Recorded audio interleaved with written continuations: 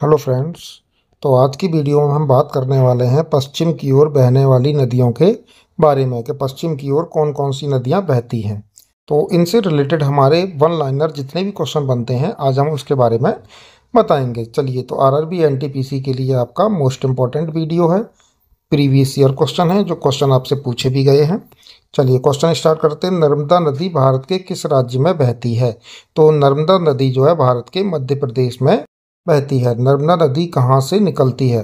तो नर्मदा नदी जो है वो अमरकंटक पठार से, यानी जो छत्तीसगढ़ में स्थित है, वहाँ से निकलती है।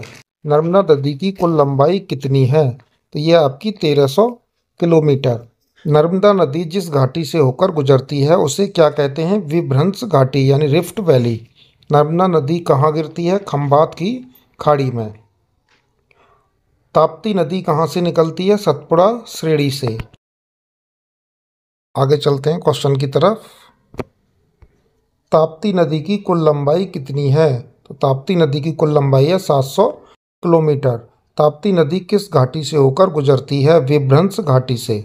ताप्ती नदी मुहाना कहाँ बनाती है? तो ये बनाती है आपका सूरत शहर के नीचे। शरावती नदी कहाँ से निकलती है? शिवमोगा जिला कर्नाटक से। अगला क्वेश्चन है, गारसोपा जलप्रपात या गरसोपा जलप्रपात किस नदी पर बनता है? तो ये आपका शरावती नदी पर। भारत की लवण नदी के नाम से किस नदी को जाना जाता है? तो भारत की लवण नदी के नाम से आपका लूनी नदी को जाना जाता है। लूनी नदी किस में गिरती है?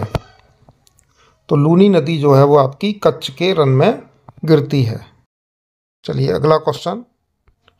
अगला है आपका, साबरमती नदी कहाँ गिरती है? साबरमती आपकी खंबात की खाड़ी में गिरती है। बनारस नदी कहाँ गिरती है? कच्छ के रन में। माही नदी कहाँ गिरती है? खंबात की खाड़ी में। अब आपका एक इम्पॉर्टेंट फैक्ट्स है, पश्चिम की ओर बहने वाली नदियाँ डेल्टा का निर्माण नहीं करती हैं, यानी कि पश्चिम की ओर जितनी भी नदियाँ बहती हैं वो आपकी डेल्टा का निर्माण नहीं करती हैं। तो ये थे आज के one liner most important question. अगर वीडियो अच्छी लगी हो तो चैनल को लाइक करें और सब्सक्राइब करें।